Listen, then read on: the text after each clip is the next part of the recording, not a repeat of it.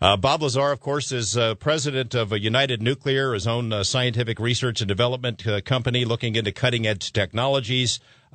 He sells a lot of retail scientific equipment and supplies through this company on the Internet. Gene Huff is his buddy, his confidant. He's known Lazar since the mid-1980s. He knew him before, during, and after he was in this flying disc reverse engineering program at S4 near Area 51. A lot of people have a lot of problems with Bob's story. We all know why. I've been reading these emails from physicists and others who say, there's no 115. It doesn't exist. Bob's physics and propulsion system don't make sense.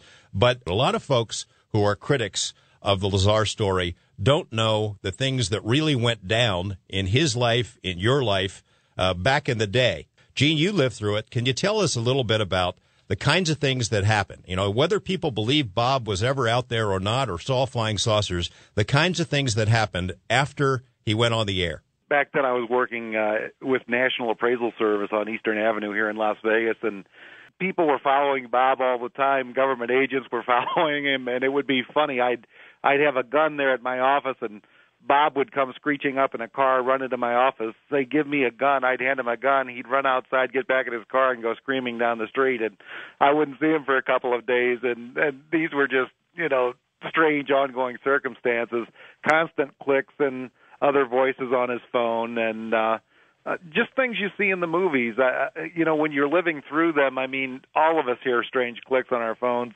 And then, when he got debriefed out at, I think he was at Indian Springs Air Force Base right before he got kicked out of the program, they actually had transcripts of everything he had said on his phone and his wife had said on the telephone, and he then knew that the clicks weren't just clicks, that they actually had been listening, and we weren't imagining things. There was a physicist on here named Eric Davis that said he asked your female supervisor, not that you ever had a female supervisor, at least that I was aware of, or you told me about, if you had worked out there and she pulled up your record on a computer and you worked as some physics technician out at Area 51, but you weren't able to go into the areas that required security clearance.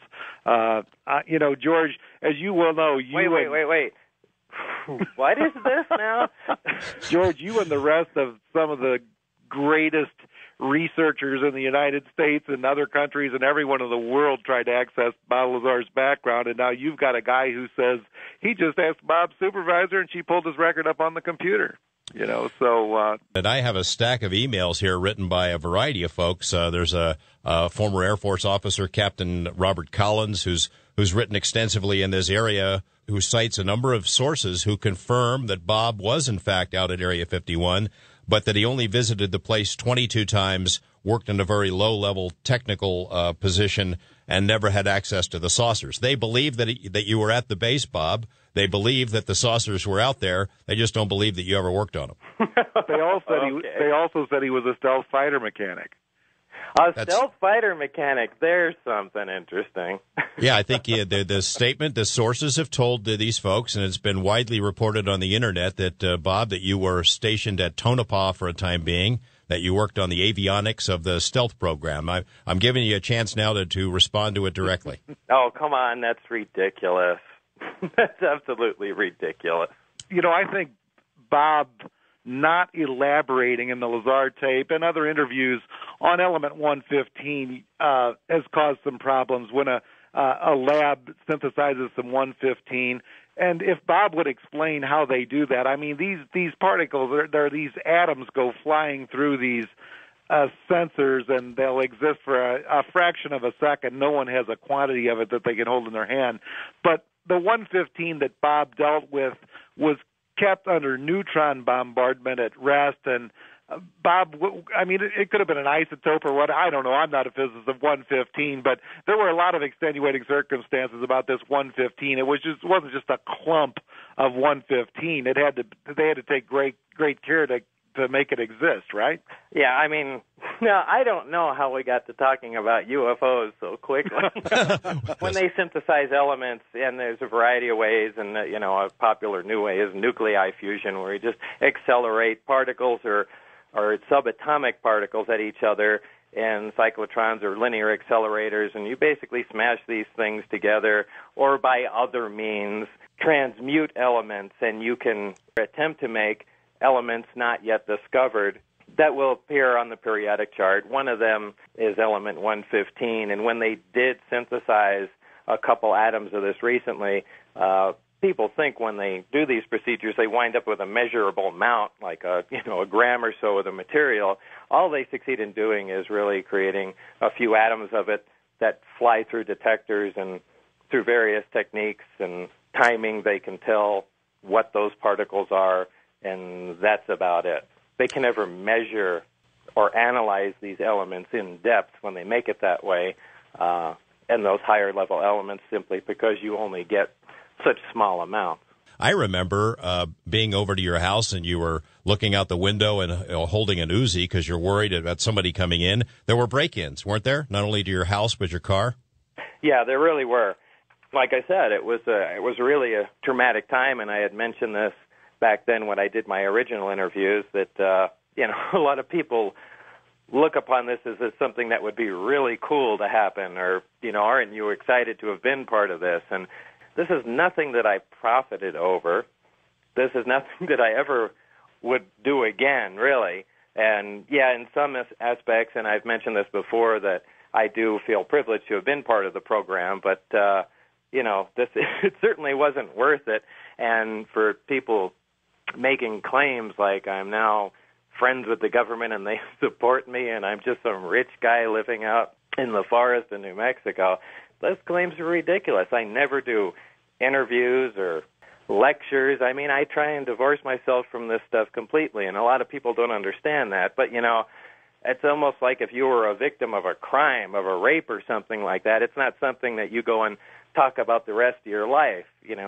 This is something that I am not interested in. I was only interested in the technology of the program, which is why I was attracted to the job. And, I'm not a UFO enthusiast. I don't do lectures, and it was only the technology that got me into this. And, that's about it. This is nothing that's part of my life. It's nothing that's paying me any money. And it's something that I really hate even talking about. George, I'd like to make a comment. I mean, all kidding aside, on Bob's personal life, he went through rough times after he got kicked out of the program at S4. Personally, financially, he had a couple of bad relationships. He was destroyed financially. A lot of external circumstances. The economy changed. Things changed. I think it's curious that now he and his wife have a nice little business going, and for the first time in probably a decade, he's back on his feet financially, and now is when the federal government chooses to raid and prosecute him on bogus charges. It's almost like while he was down, they kept hands off, but they, maybe I'm being paranoid, but I don't know why they waited to the first time he's achieved a little success once again financially, and they choose now to prosecute him.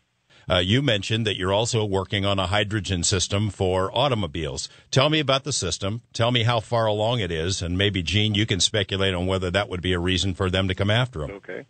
Well, anything's really possible. The hydrogen system I actually started working on as far back as the 70s, something that I tinkered around with during the gas crisis. And just was something I played around with on and off, and there really is no big trick to running a car on hydrogen. I mean, you can basically run your own car on hydrogen with just a few minor changes. The trick with hydrogen is storing it, and you can either store it as a gas in a big, giant metal cylinder in your car somewhere under a lot of pressure so you can hold as much as you can and burn it that way. You can supercool liquid hydrogen, or hydrogen, so it's liquid hydrogen, and therefore you have an increased density, and the tank that holds it needs to be smaller. The problem is with both of these things, among other problems, is it's pretty explosive in that fashion. If you get in a car accident, you have a big tank of compressed hydrogen, it releases, ignites, possibly explodes. Liquid hydrogen is even worse because on top of it, it's absolutely freezing cold. This stuff is hundreds of degrees below zero, and in addition to immediately evaporating and possibly igniting and causing burns and all that kind of stuff. There is a third way to store hydrogen, and that's in a metal hydride. And some materials have the ability to absorb hydrogen like a sponge absorbs water. And once it's absorbed and stored in that material, it's essentially non-flammable. Yeah, it will smolder somewhat, but it does not present the hazard of either of these other methods of storage. And that's something that I was interested in, and we started working on. And I've been to your house there in New Mexico. I've seen this 30-foot long particle accelerator that I guess has a role in the system that you developed. I know that you have this hydrogen system in your own 2 vehicles, and that it's been a heck of a long time since you've had to buy gasoline. Is that right? Yeah, the first car we converted was a Chevrolet Corvette, and then a Mitsubishi Endeavor. Now we're looking at converting a GMC, but our vehicles have been running on for hydrogen for quite a while, and we manufacture the fuel ourselves, and it's something that we'd really like to do as many vehicles as possible.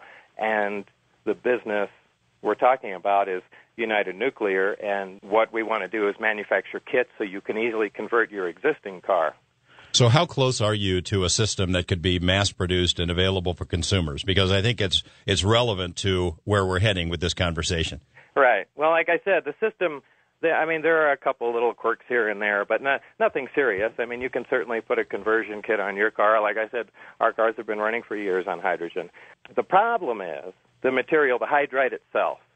And although there are other hydrides available, the particular hydride blend we came up with can be charged and discharged a lot more often and also holds a lot more hydrogen than the commonly available hydrides. The particle accelerator I built is used in the manufacture of that. The problem is that one of the materials in our hydride is classified as a weapon material. Well, that might be some reason somebody might be interested in you then. Well, yeah, it might be. It's a thermonuclear weapon material. It's nothing that, a terrorist can get a hold of. It in itself cannot be used as an explosive or anything along those lines. So, yeah, is that a possibility that they caused such a fuss about it? I guess it's possible, but why didn't they say so? Well, I'm thinking more along another line, and that is this: if your cars are already running on this hydrogen system and the potential exists for mass production and mass consumption of this, that there might be other people who might be interested in causing you trouble. I think, Gene, you have an idea about where I'm heading with that one.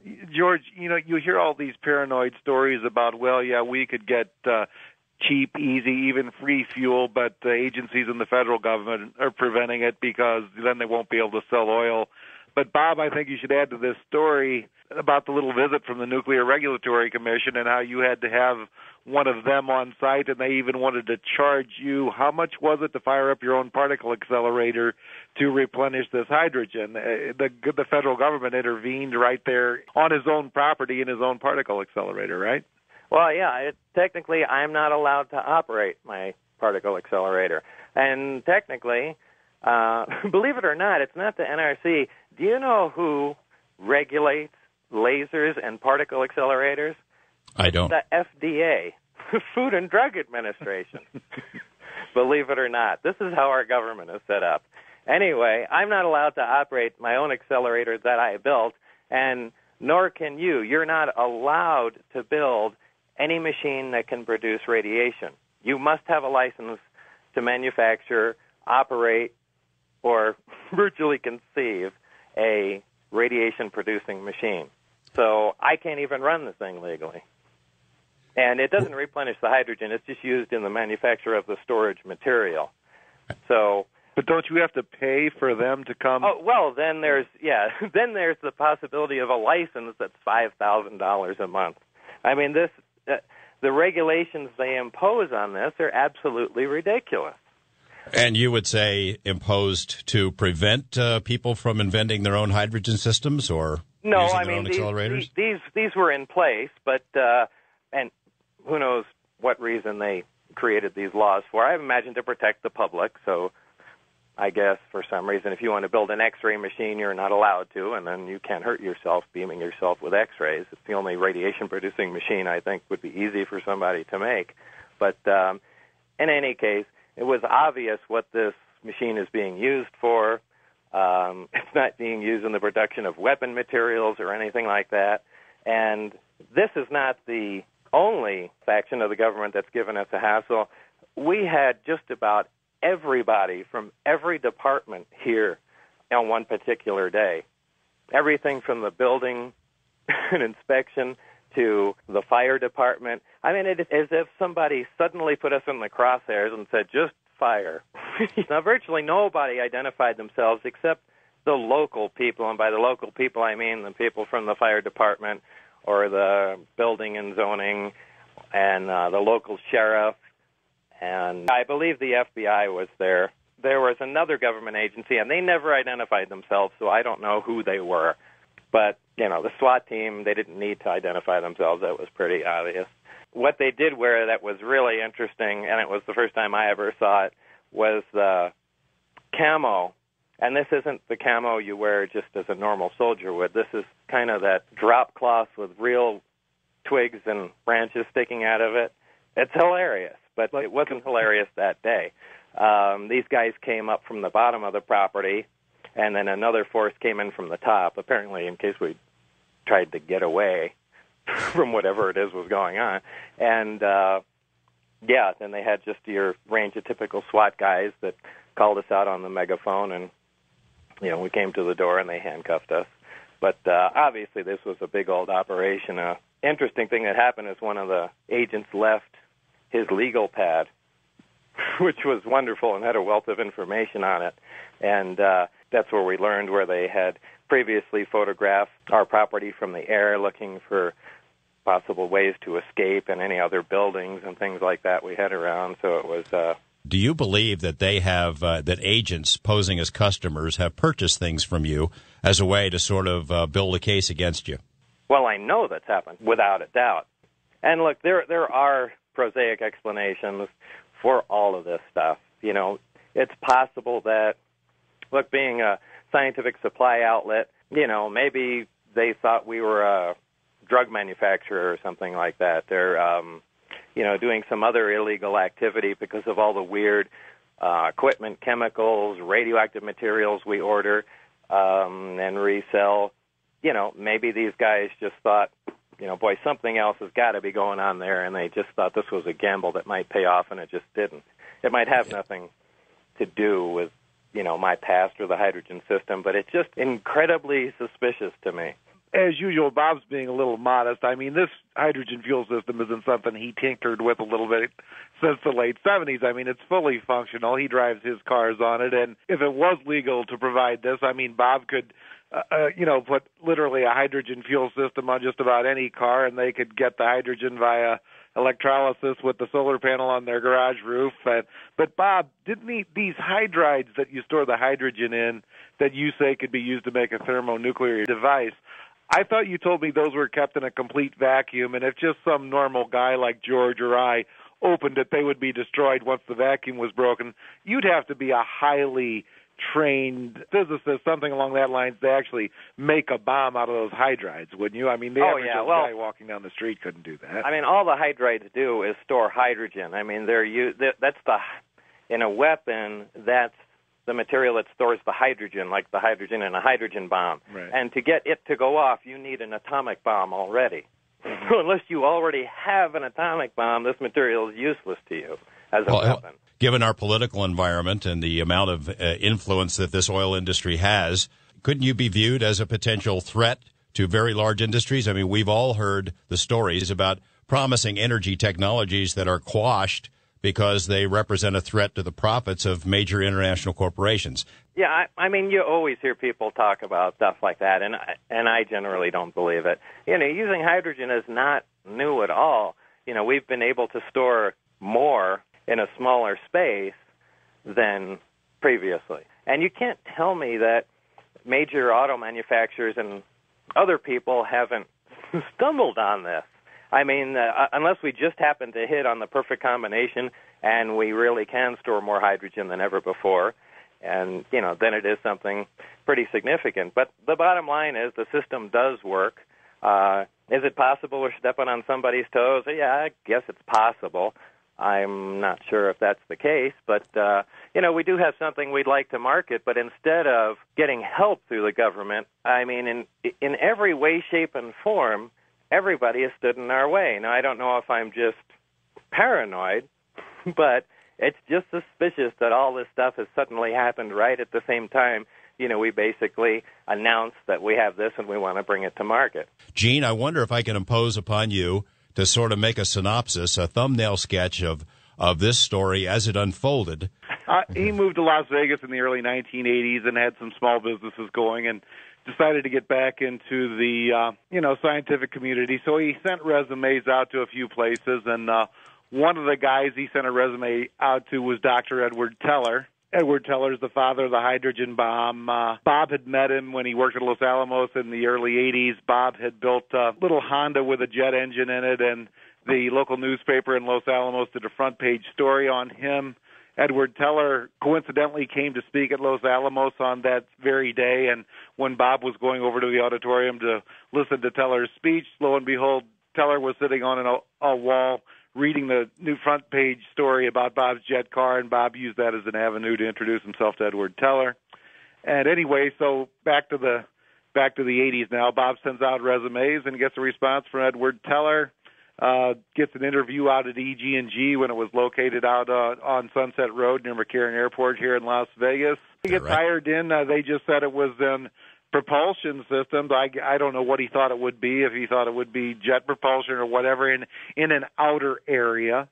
And so then they flew him out to Area 51, and he went through, first he went through security checks. The Office of Personnel Management, who does the background checks on all these people, came to his friends and neighbors and, mom and dad and everyone to check him out, as would happen with anyone getting a security clearance. And he was flown out to Area 51, and I think Bob should take it from there, because that's the great story of when he was taken down to S4 in the briefing room reading the reports for the first time. Bob, why don't you take it? S4 is a facility south of Groom Lake. It has its own dry lake bed down there. And you, Bob, you say, as I recall the story was, that there was a facility built into the mountainside designed to sort of make it look like it was part of the mountain, but inside was a fairly amazing facility.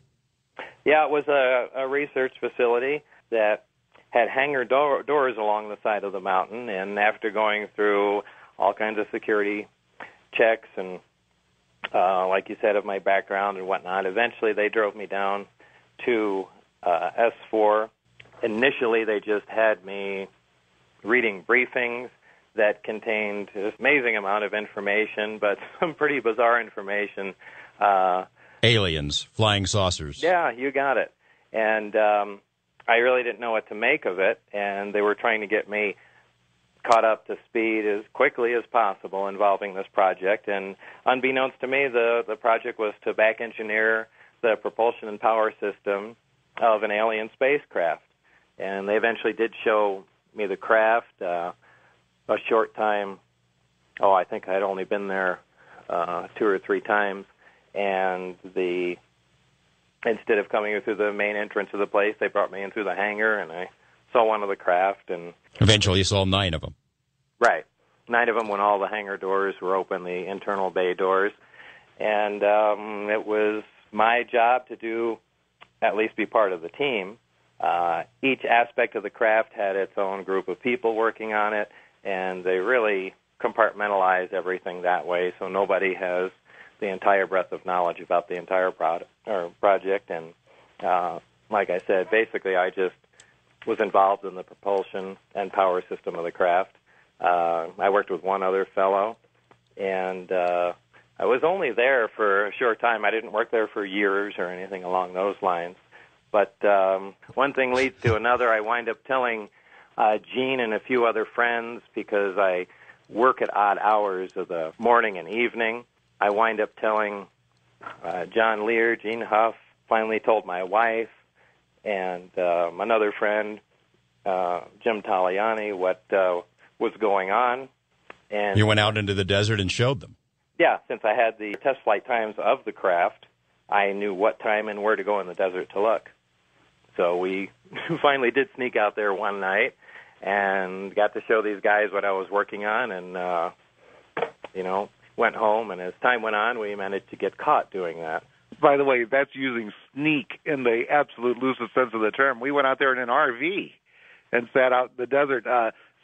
Remember, this was 1989. Since then, George, after you did UFOs, the best evidence in 1990, of course, the little alien out at Rachel out there has become an international tourist stop, and there were tour buses going out there, but back then there was literally no one in the desert in the middle of the week. They tested on Wednesdays, and we went out there, and you could have heard a pin drop in the desert. I mean, it was a starry sky, nothing else going except, of course, until that little light popped up over the mountain and started jumping around in the sky.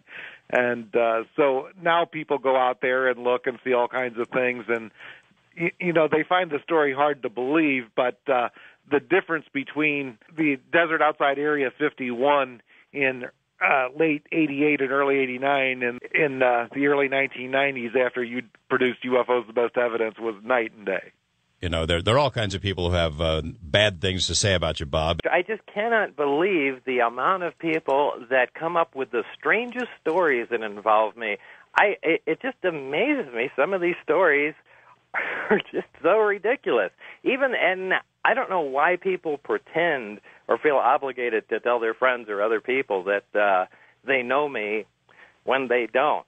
I mean, I think I've told you the story before. I was driving through Flagstaff from Las Vegas on the way to New Mexico, and I was listening to an AM talk show to keep me awake because it was late at night, and I hear something that sounded similar to the Art Bell show, but it wasn't. It was some conversation going on about UFOs, and I was just kind of popping around on the channel, and I heard my name mentioned, and here's a guy that's giving an interview to the radio host, telling him how he just had lunch or dinner with me, something like that, and how I confided him all these new facts and things like that. But, this kind of stuff goes on all the time about the most ridiculous stories. And, look, you get most of the emails. Fortunately, I don't. And, like this guy that just said I worked on the stealth fighter, where do people pull this stuff out of? It's unreal. George, my favorite part of this story is that people either say Bob Lazar never did anything, they didn't even graduate from high school, till, he did things far beyond what he said he did, and they saw him out there and they can vouch for it because they went all the places that not even Bob Lazar was allowed to go. Yeah, this in fact did happen, but like I said, I hate the topic. I don't want to be involved with it anymore, and, all these events did occur in my life, and I did do the things I said I did. And, that's that. And, of course, if the shoe was on the other foot, I've said this before, I don't know if I would believe the story because I can't present enough evidence. And, being scientifically minded, that's what I go on. Yeah, there is some evidence here and there, but I can't physically bring people there. I don't have, really that much physical evidence to produce, to put in front of somebody. So I'm not sure I would believe the story either, and, what can I say? When people ask for some support and you give them support, like you just said, well, everyone said he did work at Los Alamos. Here, I proved that he did. I've met people that worked there with him. You got his name there in the phone book. Eventually, you found out his Z number and that he actually did work at Los Alamos. You bring them along, you give them, then they go, okay, well, what about this? And you prove the next step. Well, what about this?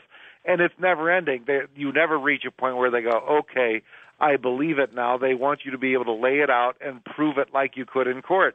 Well, if you could do that, you would be talking to them anyway. Each right. Individual thinks it's our burden to prove it to them. And so, like Bob, I don't even try anymore. I know what I know, and you notice, look, as you pointed out before, this is 17 years later. Look, without Bob, since Bob got out of the program, I don't know any more about UFOs than the next guy does. I just know what happened with him back then, and I believe it because of the things he shared with me. But you can't prove it, and so why would we be trying 2 decades down the road? His name is Dr. Hal Puthoff, the director of the Institute for Advanced Studies in Austin. His research interests range from theoretical studies of gravitation, cosmology, energy research. He was with Stanford Research International, has worked for the National Security Agency as a consultant to CIA and studying remote viewing, works with NASA and its Breakthrough Propulsion Physics Initiative. He was also involved with the National Institute for Discovery Science and with BASS, and was a consultant to the ATIP Pentagon UFO study. He is now with the To the Stars Academy that was founded by Tom DeLonge. Give me some kind of an idea about how you got to this point that you would be associated with folks chasing UFOs. Well, it certainly was kind of a squirrely path to get from there to here. But anyway, as part of my work at Stanford, I worked on lasers and quantum electronics and so on, even co-authored a textbook that was published in English, Russian, French, and Chinese.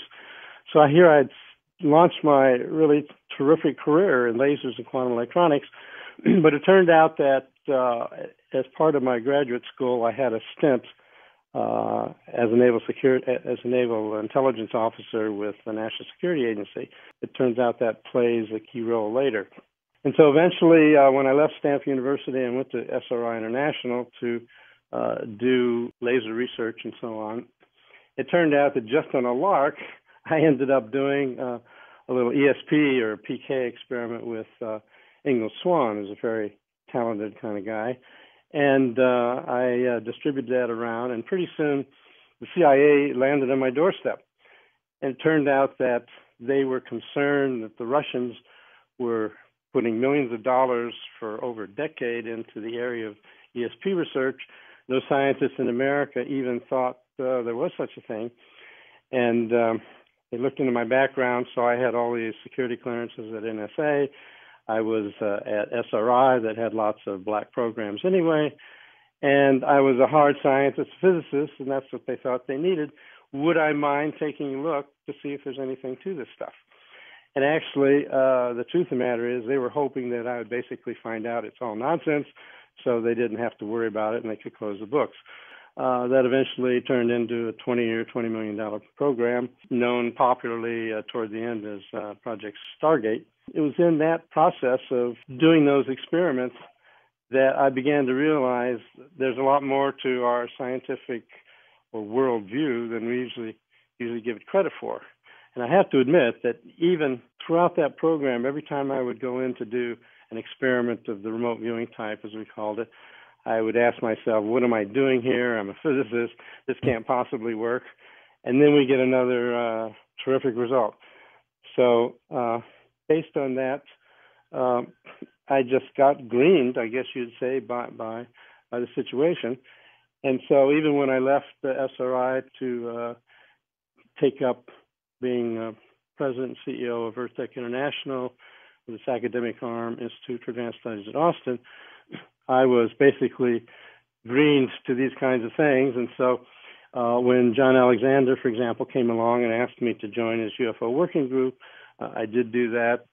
And through the connection with John, I ended up being on the science advisory board of Robert Bigelow's NIDS, National Institute for Discovery Science. And so, of course, as part of that, I saw many things. And the truth of the matter is, most of them we never did get to a point that we could explain.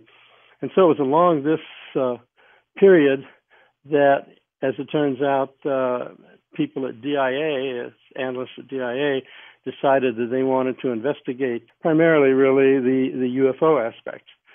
And so they approached Senator Reid, and he thought it was a good idea and collected his other two senator colleagues, Stevens from Alaska and Dan Inouye from Hawaii. And they're all part of the Special Access Program, black money kinds of research. And so I was asked, because I was already known to Bob Bigelow, if I would help respond to the request. Now, a lot of people say, okay, well, this is just some kind of sweetheart deal between Reid and Bigelow, both being from Nevada and so on. Truth of the matter is, there was a broad area announcement out of DIA. Any aerospace corporation could apply for the bid, for the grant, but it turned out that Bigelow got it. And so that's how I suddenly ended up being immersed in what we now call the ATIP program. $22 million in Pentagon terms, it's not a lot of money, is it? That's not a lot of money. Usually programs that do require a lot of money are programs that have a lot of build out of equipment or a lot of personnel and so on. But basically this was an analytical group to evaluate data, to collect data and evaluate it. So it was primarily personnel costs that went into it, although it's also true that Bigelow was asked to put some special buildings together with high security to begin to store materials that would be coming along as part of the program. So, but it's not a lot of money, I have to admit. Back in October, you're standing on a stage with Tom DeLonge and other principals of To the Stars, and I'm just wondering, that makes you part of the cabal, doesn't it? It does sound like I'm part of the cabal, doesn't it? And certainly I can actually understand how it is that your average onlooker out there in the UFO field would come to that conclusion, because after all, they see suddenly this collaboration emerging for a new startup, the To the Stars Academy of Arts and Science. It involves Lou Elizondo, who just left as being the program director of the ATIP program in the Pentagon. And then you've got Chris Mellon, former Deputy Assistant Secretary of Defense for Intelligence, Jim Semivan, who's a high-level fellow out of the DDO. You've got Steve Justice, longtime program director at the Skunk Works, and myself with decades involvement in CIA, DIA, and as a contractor and so on. And so I can imagine that people look at that setup and say, okay, this has got to be some kind of massive conspiracy. This must have been in the plans for forever, and it's trying to pull the American public along in some direction concerning belief and so on. Truth of the matter is, the people on this list all have had high access, of course, and the point is that having that high access put us in a position, one by one, to recognize that the subject area was not being handled as effectively and efficiently as it could, that it's all locked up in various kinds of stovepipe situations. I mean, just to give you a perfect example, these videos that have come out where everyone is looking at them and analyzing them and so on, I mean, those videos were there in the Pentagon, and what could they do to get additional help to evaluate them? It really wasn't a way to do that. And so the idea that we would come together and form a public benefit corporation, as we call it, in order to begin to get this, put some sunshine on this area and get it out to where it's no longer a subject of ridicule, hopefully, but rather something that people can take part in and see results being made. And so it's a cabal in the best sense, I would say, and that is we're taking the knowledge and information and results we know, and to the degree that any of it can be made public because it's not classified, and further work that can be done that's not classified, this can become part of the societal's public discussion. So it's just the opposite, really, of the people who would say, there's some giant cabal that they worked on poor Lou Elizondo and finally pushed him out the door to be a lightning rod for all kinds of conspiracy theories. No, it was just the opposite. These are all hardworking people, all people who, one way or another, ran across this subject area and knew there was a lot to it, actually, and has been over the years. And there's been difficulty in figuring out how to do with it. Why is that? Well, in this subject area, even inside the government, what do you have to deal with? You've got fear, you've got careerism, you've got incompetence, you've even got fundamental religious views saying this is not an area that American taxpayer money should be spent on. That set of comments came from Colm Kelleher, who was Bob Bigelow's basically deputy manager for the ATIP program. And he's right. Those are the kind of things we always ran into. So despite the fact that there was funding and work was getting done, and it was getting done professionally, nonetheless, we had to brief other groups. We had to try to set up programs in other areas, and we ran into all kinds of problems. So I think this giant step that we took to come out from behind the curtain, so to speak, and set up something that the public can have access to and participate in, that was really a step in the right direction. My sense of it is the military would have these encounters with unknown aerial objects from some place else that could perform these incredible maneuvers.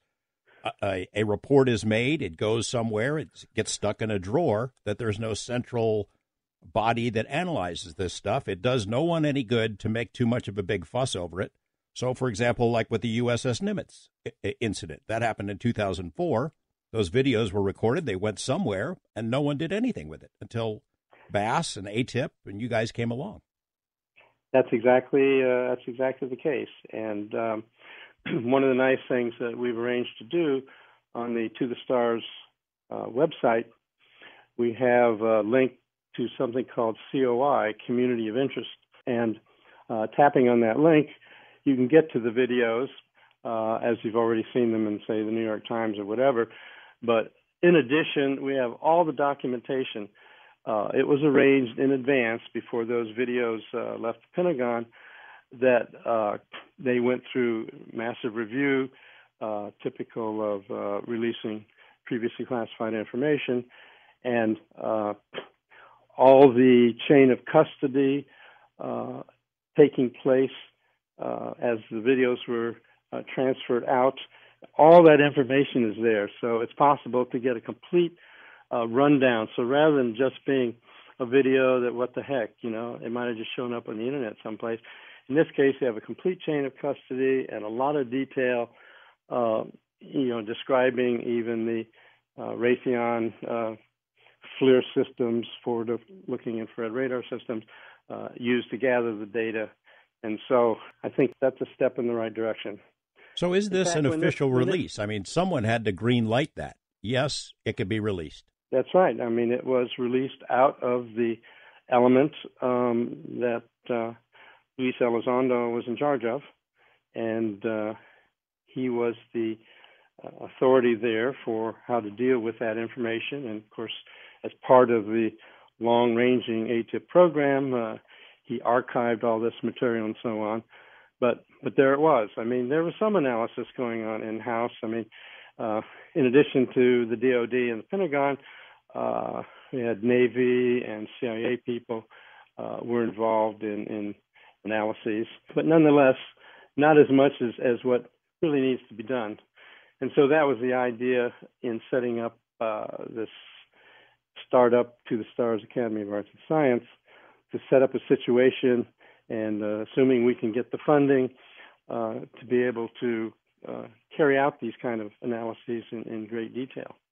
Let's talk about the Tic Tac video, the USS Nimitz video. What can you tell us about that? It isn't just the video. I mean, that's what most people have had access to and are attempting to analyze and come up with alternatives like, well, it's just a jet in the distance, because that also makes infrared spots that can be detected and so on. But the full data on the Nimitz involves radar tracking this object coming in from 60,000 feet, dropping down to 50 feet in a matter of seconds. There's the radar records of that.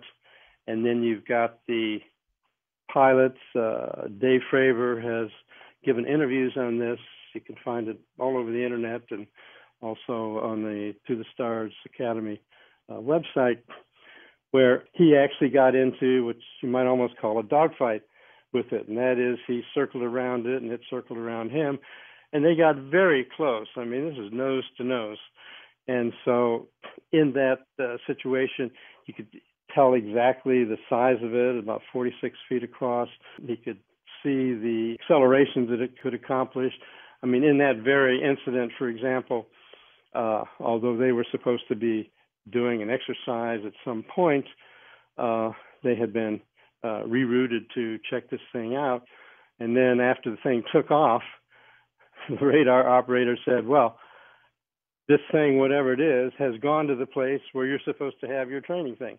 Well, I mean, it was miles and miles away, and it got there in a few seconds, and no sonic boom. I mean, so there's so much data well beyond just the videotapes, all integrated together, and that's what makes this kind of observation absolutely spectacular kind of thing. How do we know it's not the Russians or the Chinese or us, some other classified program that not everyone has been told about? Well, we don't absolutely rule that out. The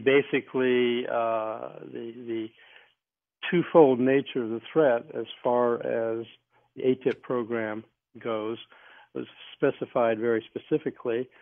One is there a current threat from this phenomena?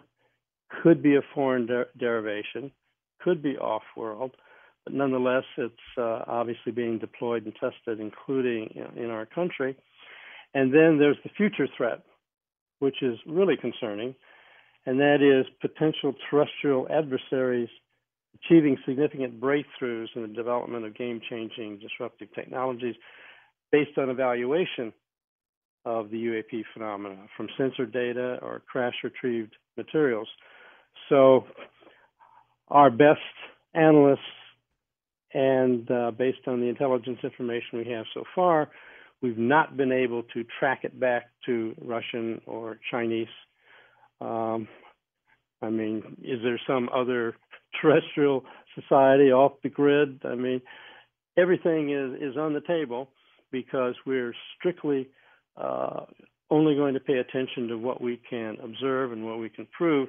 And so basically, looking at the characteristics and matching them up against what we know of our special systems and other foreign adversary systems, it just doesn't seem to match anything that we know about. Now, that's not to say that we can't make progress in trying to figure out how this works. In fact, a large part of my own activity in this program was to go through the physics. As Eric described, I commissioned 38 papers to give us the best physics in all kinds of new areas like metallic glasses or plasma propulsion or whatever. And there was a model that came to the fore that I explored in some detail, which I think has some merit, and that is what we call space-time metric engineering. And that is when you look at the effects that are associated, rapid accelerations, the changes of direction instantly, the ability to hover, all these things as wild as they are, the truth of the matter is if you take general relativity equations and write them down one side of a piece of paper, and then you write down all of the oddball observations on the other side of the piece of paper, you can get a reasonable match between them. So that sounds good. The problem is, though, what it would take in the general relativistic physics that we know and love at the present time is we just don't have the energy densities that could possibly create those effects. So that makes me, from a physicist standpoint, extremely skeptical that this is something that we have in the back room or the Russians or the Chinese have. You know, the word threat in the ATIP title has a lot of people upset. These are our friendly space brothers. They're no threat to us. They haven't attacked us. They haven't wiped out cities. The threat that you see, though, is that the Russians and Chinese could be studying this and figure this out and get this technology ahead of us. Yeah, there's absolutely no doubt that they're studying them. I've read detailed classified documents on the Russian work. The military equivalents around the world are all concerned about this for the very same reasons. The Russians would be worried that we could reverse engineer it if we got some technology under our fingertips. So that's definitely a major issue. There's no getting around it. This is taken seriously. It has to be considered a threat. Now, are there any indications? Well, it's true that we haven't had any obvious hostile attack. On the other hand, it's also the case that these craft have infiltrated our missile silos, our nuclear missile silos, and have on occasion taken them offline. once or twice, could be some kind of coincidence, but there's a whole northern tier where this happened at base after base after base, and it turns out the same thing has happened in Russia as well. And so you have two ways of interpreting it. One is that they're just checking out that they know how to stop it if we get too frisky here, and therefore that'd be a nice, benign interpretation. On the other hand, if there's some thought that eventually there will be some hostile interaction between us, then they might be wanting to check that they can be sure to take out our nuclear missile silos. So from the standpoint of the Pentagon, whereas all the other people out there can kind of speculate that it might be this, it might be that, and they hope it's this, and they hope it's that, in the Pentagon and in the intelligence communities, you can only work to determine what actually is the facts. And in the absence of data to the contrary or proof to the contrary, you have to assume that there could be a threat aspect, whether from the phenomenon itself or, as we've already discussed, from a potential adversary making game-changing, disruptive technology based on their evaluations. I had heard that there were multiple incidents and encounters with tic-tac type technology, that the increasing frequency is sort of one of the things that convinced Luis Elizondo to leave the Pentagon, to go join To the Stars Academy, and to work on this problem. That's exactly right. Though you hear that the program may have shut down in 2012 or whatever, the truth of the matter is tic-tac incidents off the East Coast of the United States that have interfered with our air flight plans and activities. It's absolutely an unbelievable rush of that kind of phenomena happening. And so even in the gimbal video, even though in the gimbal video you only see a given craft, when you dig down into the details, which you can do if you go to the Community of Interest link on the To the Stars Academy of Arts and Science, it turns out that in the verbal transcripts that are presented, they see on their larger radar sites, while they're getting a nice red picture of the gimbal that they're watching, that there's a whole fleet of them. Quite a number of them, all flying around. So it's not just kind of a one-off phenomena, and it seems to be happening as massively these days as ever.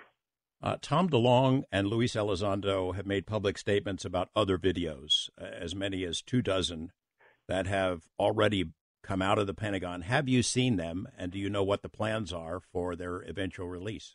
I've seen one additional one that we're planning on getting out relatively soon. It's certainly an interesting video. You see watching this thing, and it's zeroed in just like on these other two videos. Then at some point it just takes off like a shot. It's sort of unreal if you talk to the pilots about it. What is the eventual plan? Is there some more formal program underway? Is it some of this going to be funneled to the stars to analyze and evaluate and figure out? The program in the Pentagon is certainly continuing. I think there's a fair chance that it will continue at an accelerated pace. And to the degree that this sort of community of interest thing can be set up to work, we anticipate seeing cooperation and collaboration with possibly the Pentagon directly or with other aerospace corporations who get involved that we would be subcontractors to. So there's a lot going on behind the scenes to set up new funding organizations and so on. People have complained, why is To the Stars sort of not going anywhere very fast? Well, the truth of the matter is, for what we want to do, it needs funding. And so raising the money, the sort of crowdfunding approach works to a certain degree, but to get a robust technical organization going, because the reason I joined and the reason Steve Justice joined from the Skunk Works is that we don't want to see this just as a smart kind of thing, getting information out to the public, although that's a major piece of it. We also want to see and get started various technical projects and programs that take advantage of some of the information that's been learned. A lot of the data within the BASS program is archived in a tremendous amount of materials you can possibly believe. Bob Bigelow had something like 46 people working there, putting all this stuff together. I mean, just to give you one example, we looked at Claris Island, Brazil case, 1977, 1978. Hundreds of UAVs observed by civilians in the Brazilian Air Force investigative team. It's called Operation Plate. They got more than 1,000 pages of documents, logs, sketches, and maps, more than 500 photographs, greater than 15 hours of motion film, measured a lot of physiological effects and medical injuries, and so put together a whole database on all of that. Eventually, a lot of that material, this is part of the hope as To the Stars moves forward, is that we will be able to arrange on a case-by-case basis, study-by-study basis, to possibly release some of this material.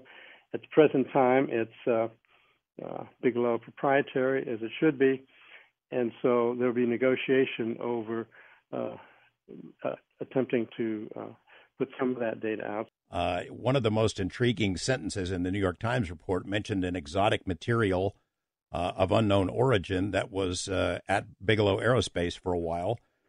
Is that from a crash? Do you think crashes have happened? Detailed proof that crashes have happened would be still a highly classified piece of data. There has been one leaked document, which is out there, that talks about some crashes that we were able to verify what was a real document. So my opinion is that they're probably at least materials. Now, it wouldn't necessarily have to be crash of an entire craft, but it could be, a piece blown off in whatever by a lightning strike or a missile or whatever. So I'm not surprised to find out that there's discussion of material being available. We've had an opportunity to look at some unusual material, and so I think that's a big area that will become more significant as time goes on. You had a chance to look at some material? I did, and the interesting thing about it was that couldn't figure out a very complex material. When you talk to people that are doing this kind of research, you find out, it isn't that, all the elements in the periodic table we know about. So you're not finding some new element that you didn't realize was in the periodic table. No, it's more like putting together layers of various kinds of material that you wouldn't expect to be able to be layered, and that the result at the end of the day is that it has certain unusual characteristics that you wouldn't have predicted in advance. So that's the kind of thing that to a physicist is the most interesting. It will probably be some time before we really learn a lot about materials, or even if we figure them out how to make them. And they can be very, let's face it, even 10 years ago, no one would have thought of making graphene or whatever. So our own science is coming up to speed pretty rapidly. And so that means that if there are materials available, then as time goes on, with our increased acuity in examining materials and evaluating them, we'll probably learn more as time goes on if more materials become available. I thought we might hear some personal accounts that bridge the two current UFO paradigms, the more dominant storyline about secrets and cover-ups involving the military, and the less accepted but equally compelling personal narratives told by those who've been face-to-face with these beings, whoever they are, wherever they're from. My first two guests tonight were military men, trusted by their government, by their higher-ups, assigned to some of the most sensitive work anyone could have, protecting nuclear weapons installations, nuclear launch facilities on the so-called Northern Tier. That's the string of bases along the U.S. and Canadian border, bases that, over the years, have been visited repeatedly by unknown craft that penetrated security perimeters and hovered over the nukes. Jeff Goodrich joined the Air Force in 1977 as a missile maintenance technician. He was stationed at Ellsworth Air Force Base in Rapid City, South Dakota from 1978 to 1994, then transferred to Malmstrom Air Force Base in Great Falls, Montana, retired from the Air Force in 1997 as a tech sergeant. He has had a strong interest in UFOs from an early age, had a number of UFO sightings over the years, and is quite possibly a lifelong experiencer, including an incident that happened during his time at Ellsworth. Mario Woods left the Air Force in 1983. Soon after, went to work for the U.S. Department of Energy as a contractor and security and inspector, working in the nuclear industry production facilities. His first facility was a General Electric neutron device in Florida as a security inspector. While he was employed there, he is also sent to Los Alamos National Lab in New Mexico, assigned as a personal guard to a scientist in the Advanced Nuclear Research Facility at Area 450, or S4. His UFO incident in 1977 was featured in the 2020 program Unidentified. He is a witness and an experiencer to the Ellsworth UFO case. Both of these guys, we're going to talk about the Ellsworth case, but what happened to them since then is the part of the story that really hasn't been told. I was transferred from Ellsworth Air Force Base in July of 1994. I had a sighting on Malmstrom Air Force Base of 5 very large white triangles in February of 1996. I worked in missile handling at the time. I walked outside of the Missile Roll Transfer Building, which is away from the main base, and I saw a lieutenant looking up in the sky. And I asked him what he was looking at, and he pointed out 5 very large white triangles slowly moving. Their first 4 stopped. The 5th one was out of formation, and as soon as it caught up with them, they moved off to the south and then turned to the east and disappeared over the horizon, headed toward Helena. And what was the reaction from the military at the time? I mean, you saw these things. Did you report them? Yes, the lieutenant had called the air traffic control tower on Malmstrom, and they told him they didn't detect anything on radar. He also called the air traffic control tower at Great Falls International Airport. They said they didn't pick up anything either. So were no helicopters or jets? Nothing was scrambled to go after these things? No. Did they linger over the nuclear weapons storage areas? They were moving very, very slowly, and at one point came to a complete stop. The trailing object, the 5th object, caught up with the rest of the formation, and then they picked up speed and disappeared. Had you heard the stories, Jeff, about the Northern Tier cases, the things that had happened in the 70s over those same bases? Oh, yes, absolutely. I mean, everybody who worked in those facilities, was it a common kind of a discussion? Hey, I wonder if we'll see a UFO over these facilities? Oh, that's right. Even today, a lot of the missile maintenance technicians, when they go to certain missile squadrons in the eastern part of Montana, basically call it the UFO highway. So it's kind of the lore of when you get that job, it kind of comes with the territory. Oh, that's correct. And is it taken seriously, or is it something you whisper to among the enlisted men or sergeants, but you don't talk to officers about it openly? Well, in most cases, you don't know who to report it to. You kind of talk about it amongst yourselves, and it never seems to go any further. And was that the only incident that you had during your military years? No. I had a few other incidents that happened while I was still in the military, stationed at Ellsworth in 1994. In July of 1994, I went camping at a place called Moon Campground. It's a Forest Service campground right on the South Dakota-Wyoming border. I was with a group of friends, and I was in a tent. 2 other people were in a van, 2 other people in a separate tent, and 2 others in a camper on a pickup. At about 3 a.m., I was awakened by a very bright white light, so bright that it woke me up through my closed eyelids. I raised up in my sleeping bag, tried to get out of my sleeping bag to open my tent flap to see what was going on outside. At that point, I just became paralyzed. I couldn't move. I couldn't speak. I couldn't open my tent flap to see what was going on. After a few seconds, I laid back down and went to sleep. In the morning, we all talked to one another, and we all experienced the same thing.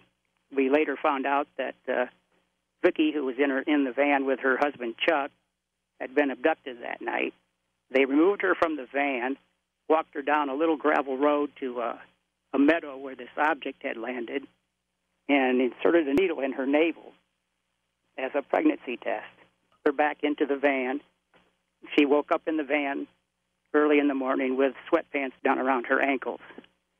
None of us could remember anything else. We all tried to say something or get out of the camper, or the tent to find out what was going on. But we were all paralyzed and couldn't move. Mario, I want to bring you into the conversation. Let's hear your story. Now, this happened in 1977 at this same base. Were you aware of the stories of things that had happened there and at other bases in the Northern Tier? Oh, yeah. It was well discussed, especially among security police, because we actually lived, away from the main support base of Ellsworth out in the missile fields. There was 150 Minuteman nuclear missiles there in silos and 15 launch control facilities, which is where you live for 3 days at a time and then off for 3 days. And that was staffed with 6 security policemen, 4 missile crew personnel officers, which 2 would be underground, 2 flight security controllers, and a site cook and a site facility manager. So there was a bunch of us all out in the missile fields at all times. It was a 24-hour, 724 staffing position that was done all the time. But we actually lived there. So you got to see quite a few things, I'd say. It's your job to watch out for these things and to protect the perimeter. Were you're kind of on the lookout for it? You're on, it's in the back of your mind that this has happened before to people in your position at other bases along the Northern Tier? Well, sure. Well, back during that time was the Cold War, so it was always the threat always existed with terrorism or any of the movements that were going on, politically and that kind of thing with American Indian movement and other stuff that was occurring. But in those areas where these missile sites are located, you can see something coming from a long, long way, and which really aided us to thwart any kind of terrorist activity or anything like that.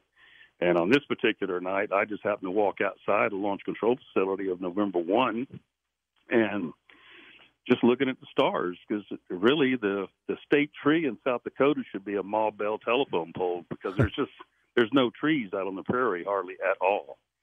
And I just happened to look to the east, which was back toward Ellsworth, about 55 miles away, and saw an object at about 30 degrees on the horizon, exactly in about a 3 o'clock position from where I was standing. I'd be facing north. And it looked like, I honestly thought it was a couple of B-52 bombers, which is what they supported at the main base at that time, doing low flight sorties at night, because they have, those really, really bright flying lights, and they fly together sometimes, always in pairs. And but it didn't have that same effect. It wasn't moving as an aircraft would have been moving at 300 or 400 miles an hour or faster. And I just got the idea for some reason to flash the facility lights at it. I thought it was helicopters or airplanes, and my father was a merchant seaman, and at sea, ships do that sometimes to communicate on open water. And I don't know why I did it. I just walked back in the flight security controller's office and flipped the facility lights 5 or 6 times. No sequential order, no SOS or nothing, just flipped the lights at it, thinking maybe they'd flip the lights back or come our way or something, and next thing I know, when I walked back out there, it went out. It came back on. And I thought, well, that's strange. So I told a few people about it, and this went on 3 or 4 times. That was about 9:30, went on till about 10:20, and I told my team leader also, who was new with me, it was his first night out there. He was working vacation relief. And I told the flight security controller, and he just kind of laughed at me. And I said, well, I'm telling you, there's something out there, and I'm flipping the lights at it, and it's going out and coming back on, And in that process, it moved a little bit further north. And finally, it went out about 10:20 or so. It just went out. And I thought, oh, well, no big deal. So I went back inside and watched a little TV or something, which we only had 3 channels back then. And I helped raise the antenna at November 1 control so we could have 3 channels. But about 12:30 p.m., the alarm phone went off in a flight security controller's office, and it was the missile crew. And they had what's called a SIT-4 at November 5, which was the closest launch facility of a nuclear missile to November 1 control. And SIT-4 means there's a outer zone penetration and an inner zone penetration. Yeah, well, the site was November 5, which is just outside a little town called Newell, South Dakota.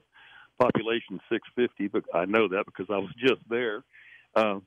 Anyhow, it was our our travel time was about 18 minutes to the facility. Once we received our briefing, our weapons, and our code tables, we struck out to Highway 79, went from Highway 79 and took a ride down into Newell, South Dakota. And at the stop sign, there's a stop sign and a stoplight in Newell.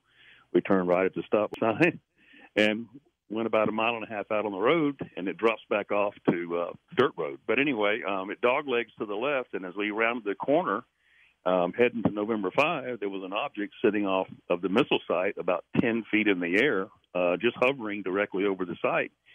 And I'm going to use this as a size expression, which I have in the past, as a super Walmart center, a spherical object that was just gargantuan, looked like a mini sun sitting there at 1 o'clock in the morning. We pulled up to the cattle gate, which all these entrances to our sites had like a cattle crossing gate, which kept cattle in, but these ranchers that own the property that the sites were located on. Well, we never made it past the cattle gate. We sat there at a 45-degree angle, and some reason or another, the amount of light that was inside of our vehicle that we were just lit up. I don't know how else to describe this, but it was so bright you could see the insides of your eyelids. I mean, almost through your hands, it seemed, and the atmosphere was taken out of the vehicle. Couldn't breathe. My partner was completely frozen, and to the steering wheel. And for some reason, we were in an F-150 Ford pickup truck. I went on our full winter ensemble, our parkas and everything on, and I rolled the passenger window down of this F-150 truck. We had Western mirrors on it, and I say that because I used one. Afraid to get out, I pulled myself out on the windowsill, and I flashed my mag light at this thing. I mean, that might sound crazy, but that's exactly what I did in the same sequence that I did back at the LCF.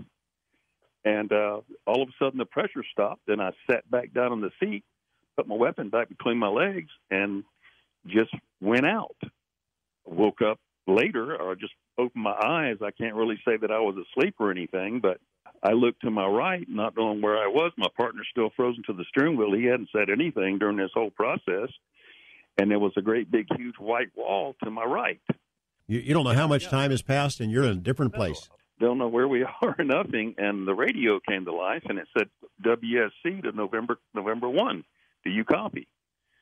And I said, you going to get that? And he didn't answer the radio, and I picked it up and I answered it. And they said, keep talking. We're trying to find you. We're triangulating your position, with your radio, with what you're saying on the radio. So I was just kind of in a daze, and he was still incoherent. And as I said, I looked to my right, and there's this wall that goes up a great deal, 30, 40 feet high. And it wasn't a wall like a concrete wall. I later found it was the backside of Newell Lake Reservoir. And the position in which we were in, you couldn't drive a vehicle down in there and turn it around. But we were facing the direction to go out. But when I stepped out in mud. And the temperature of the night was between 9 and 15 degrees, and everything was frozen everywhere else. And that white wall was covered in snow because there had been an early blizzard in late October and early November. And so everything was still coated in snow. And this is a place that nobody goes. I'd never been there before. And it was about 11 and a half miles from November 5 missile site where we were and supposed to be. And it was about 7.5 miles away from November Control, where we lived or stayed for those 3 days. So it's a real strange, when I plotted it all out, it's like a Pythagorean triangle, that whole thing. And when I really studied it, it looks as if when I first saw that object to my east, standing in the parking lot on the launch control facility, it was out over Newell Lake where we were. So when as I said, communication was made with Wing Security Control and people were looking for us, I noticed it started getting light. I had no idea that almost 5 hours had passed. So they had 3 backup alert teams looking for us. And unbeknownst to myself, until just this past month, there was about 15 police officers, state troopers looking for us out of Newell and out of Sturgis that the base had contacted in order to find us. And, of course, they didn't find us. We were somewhere else, evidently. Were there tracks? Had you driven the truck there? No, we had not driven anything there. We were just sitting in mud, and as I said, you could not drive down in there behind this reservoir and turn around. There was no place to do that on. But we were facing the direction we needed to come out on, and so which was really quite strange. Had it been the opposite way around, I don't know if anybody could have backed that truck up and out of there. So you're taken eventually to the wing commander, and he wants to ask you what the heck was going on here, and you don't really know. And the guy who was with you is still kind of messed up, right? Well, yeah, he never did get his stuff together whatsoever, and it later disqualified him from the security police field. But he was taken by himself with the assistant flight chief back to Ellsworth, and I was transported with the flight chief, and we went to the wing commander's office. There were about 5 or 6 people in there, that OSI and some other people that were listening to what all transpired, because the alarm itself was very serious, and we never addressed the alarm. So that was one of the main issues about it. And then, of course, a description of the object. Once I told them that, I guess they weren't getting anything out of my partner, and because they separated us, of course. And so, of course, I did a report, which was 3 pages in length, but you have to press really hard because you got to make triple copies of that. And they don't give you any of that. And from that interview, which lasted about 2.5 hours, of course, I was told not to talk about anything, and took me to the flight surgeon's office where I was examined. And in the point of examination, after ears, eyes, nose, and throat, and everything else, he wanted to take 2 skin samples, and it was above my right eye and on the back of my right hand. And that was the hand that was ungloved. And, of course, they kept those skin samples, and I never got anything told to me further. And I was transferred from November Control to Kilo Control the next time I went out into the missile field, which was the alternate command post. And that way I was with the assistant flight chief and the flight chief at all times. So, and it stayed that way until I received an assignment to go to Osan Air Base, Korea, remote. And about 2 weeks later, my partner, he showed up at my apartment in Rapid City. And he was still pretty upset, and I had never known him before. It was our first time we'd ever worked together. And we sat down and drew some stuff and drew some pictures and what we both thought and saw. And it was quite strange. He gave me his information, and I never saw him again. And I've been hunting for him for quite some years now, as have, Robert Hastings has also helped in that search in the past, and a few of his contacts. And he said he lived in Chicago, Illinois, but I haven't been able to find him or locate him. Well, let's just say his name is Michael Johnson, right? Yeah, that's correct. Jeff, were you able to stay in touch with any of the people who you worked with during your incident who would verify that they remember it the same way you do? Yeah, some of them. The lieutenant that I cited that saw the large white triangles, retired as a full bird colonel and lives just outside of Great Falls here, and I've talked to him about that incident several times. We never heard from any official about it. I never discussed it with the lieutenant other than to find out if he was told anything by the air traffic control tower on the base or at the Great Falls International Airport. He said no, and we hardly ever spoke about it after that.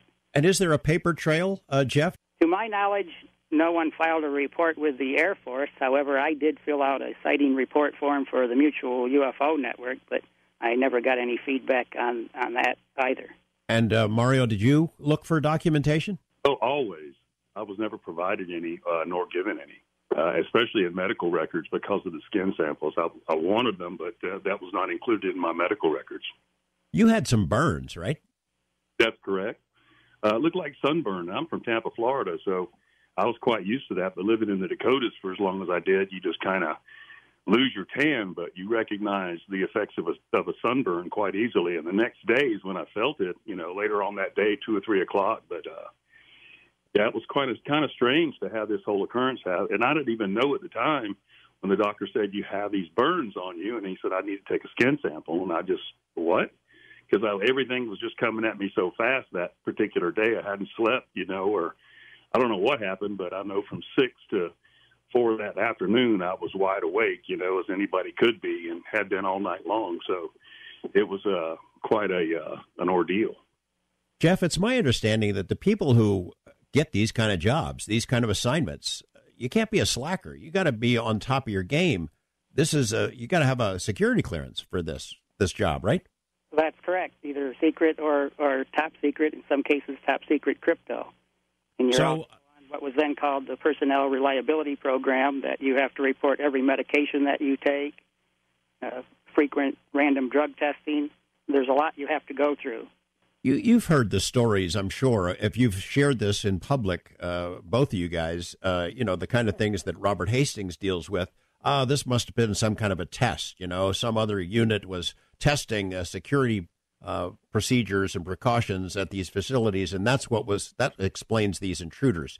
That very point came up a lot with all of these videos from gun camera footage of F-18s on the one agency of the government conducting tests unknown to the Navy, which when you're involving in a carrier battle group or security at missile sites, it's just too dangerous to endanger your own people and put them at risk like that.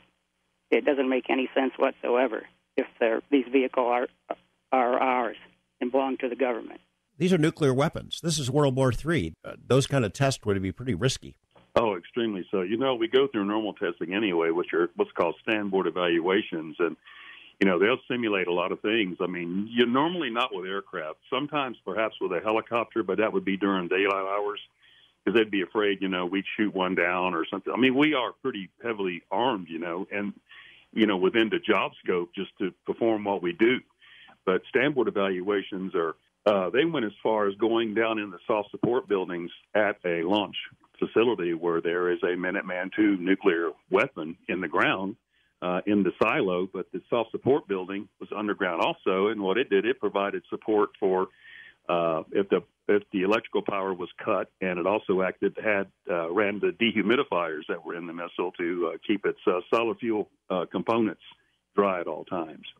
So, but they would place a person in the soft support building, and you'd have to go down there and find them, not knowing it, and they'd see how your reaction was, which, if you weren't well trained and you were and you really weren't on top of your game, there's a possibility you could have really hurt somebody. Jeff, telling the story of seeing something over the facility, the base, that's one part of it. But sharing more personal encounters, the kind of things that you say you may have had your entire life, that's something entirely different. I wonder if you had shared that with the Air Force, whether you would have ever been positioned there. I've often wondered that myself. I never really talked to anyone within the military about it until I had retired. And since then, there's a fraternity of guys like you two, Mario and Jeff. They're people that Robert Hastings has, accumulated over the last couple of decades, people who've worked in those kind of facilities and those kind of bases who've had this experience before, dozens of them, right? Oh, absolutely.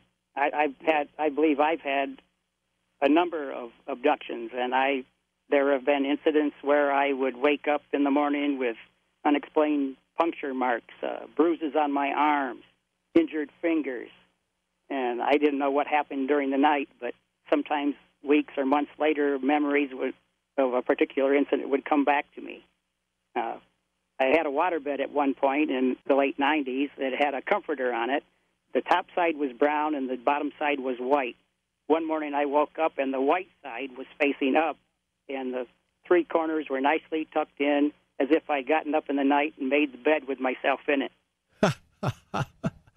You're not a sleepwalker, are you? No, I'm not.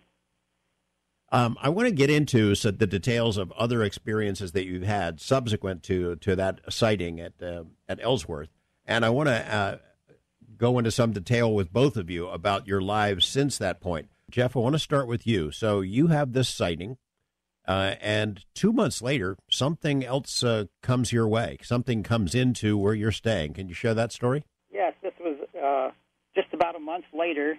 After the sighting of the triangles, I had a friend who was transferring to Dyess Air Force Base in Texas and needed a place to stay for the night. So I offered him to stay at my house, and he slept on the sofa down in the basement, which is about 8 feet outside of my bedroom. We went to bed about 11 p.m., and shortly after that, we were both awakened by a bright white light and a blue beam coming through the basement window that seemed to fill the room with a bright white fog. And through the fog, I could see the silhouettes of 5 small figures in robes standing at the foot of my bed. I was awakened by the bright white light through my closed eyelids, and I rose up out of bed. I tried to say something to Chris to ask what was going on, but I couldn't speak. I could only move my eyes. At that point, I passed out and went back to sleep. In the morning, we sort of compared notes, and I asked him if he saw anything unusual that night. He reported the same thing, a blue beam, the room filled with a backlit fog, and these figures at the doorway. He reported the exact same thing that I did, and we never really talked about it after that. You think that you've had a lifetime of these things, so it's sort of a chicken or egg question. Do you think you saw the things at Ellsworth because you've had experiences, or you've had these experiences and that was just one in a chain of events?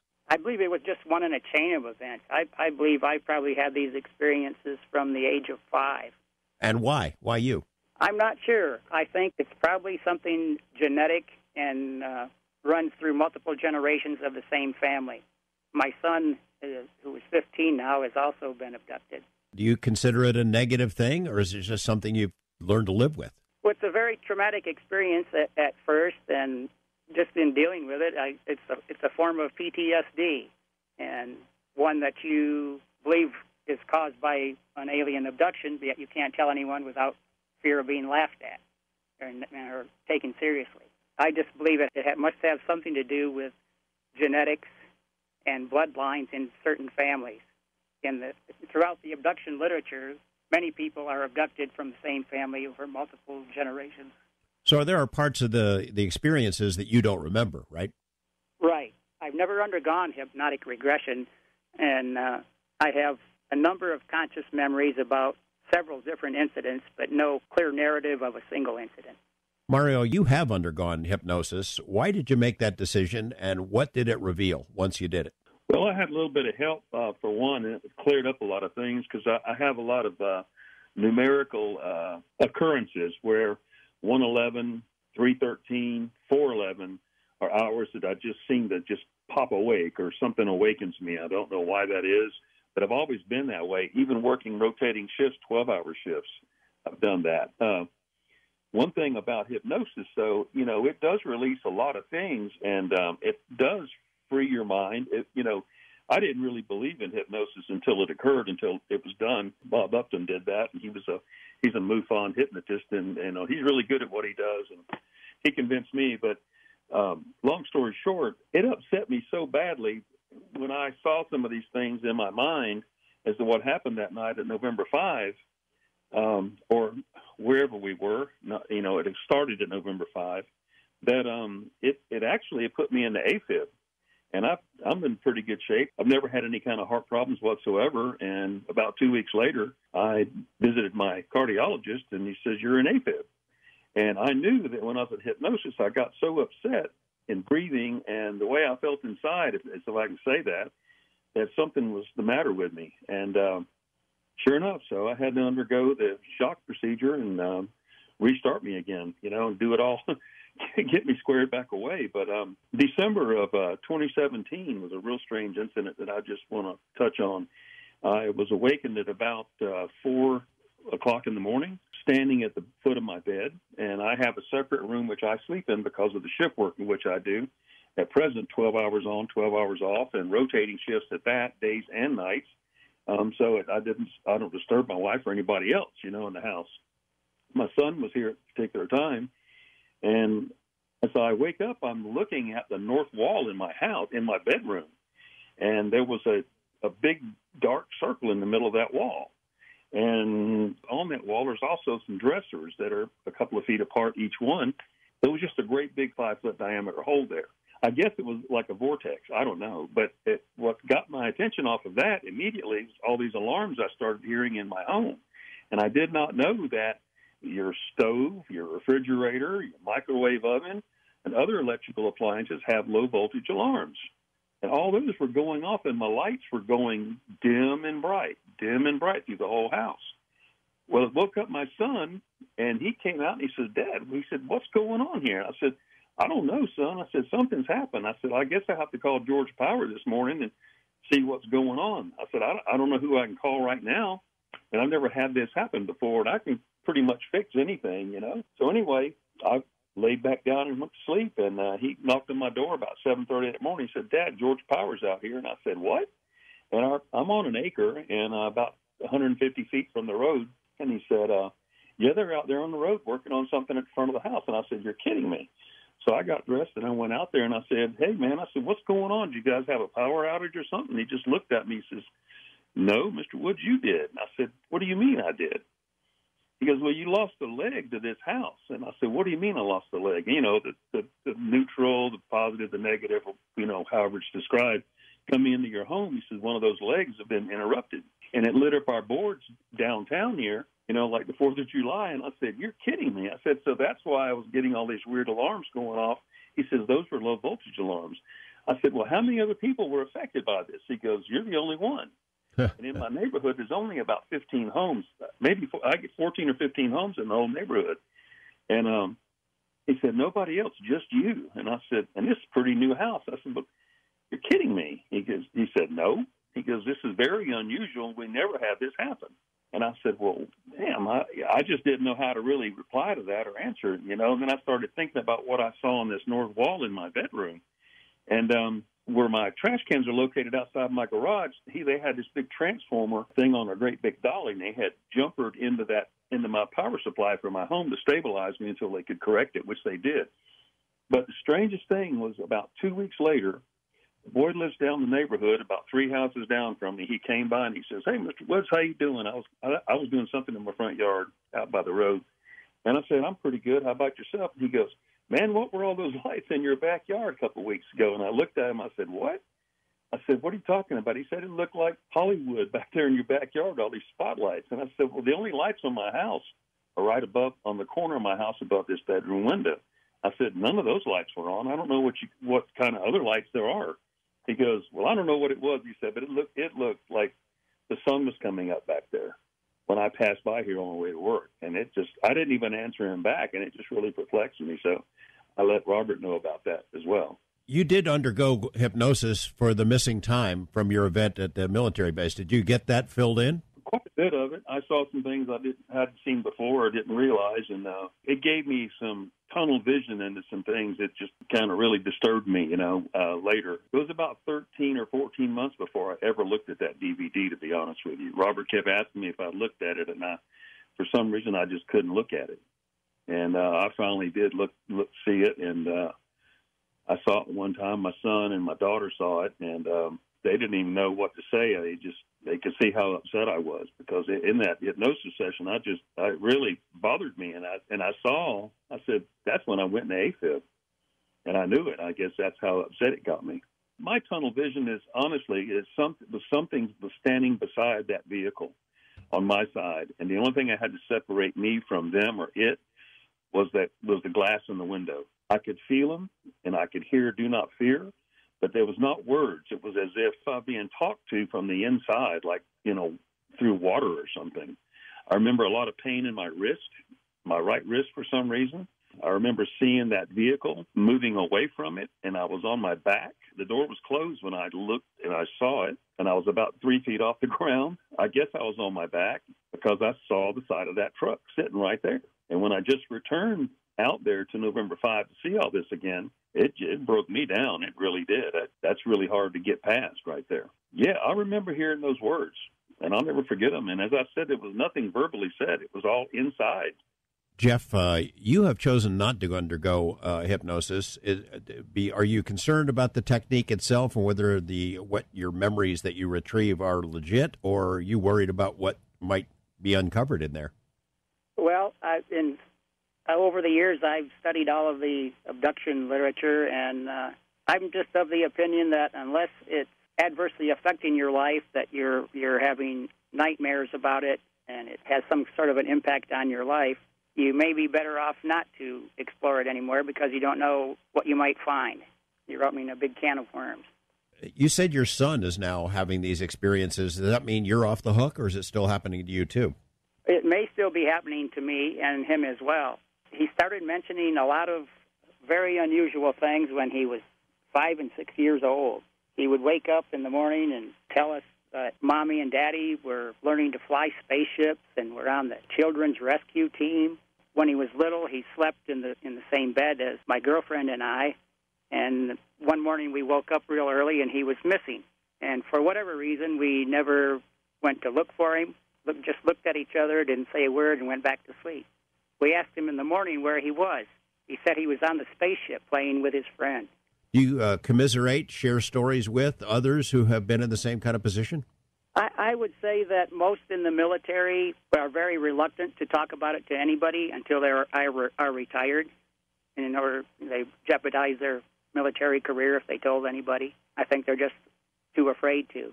Some may even be in retirement, that somehow their retirement might be threatened. But I've been public about a lot of my sightings, and since I've been retired, about a lot of my abduction experiences, and I've never been threatened by anyone at all.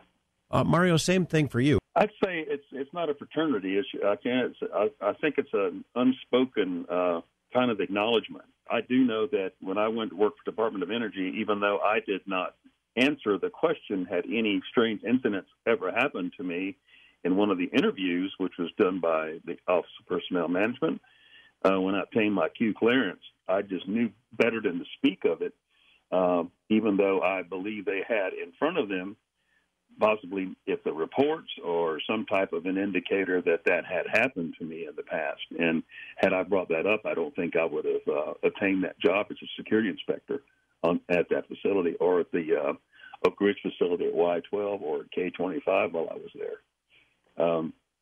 I have spoken with one individual, and he was a strange guy. He's one of these people that didn't have any hair follicles on his body at all. And I met him, as a matter of fact, at Ellsworth, and I can't remember his name, but he said he was only like one of 7.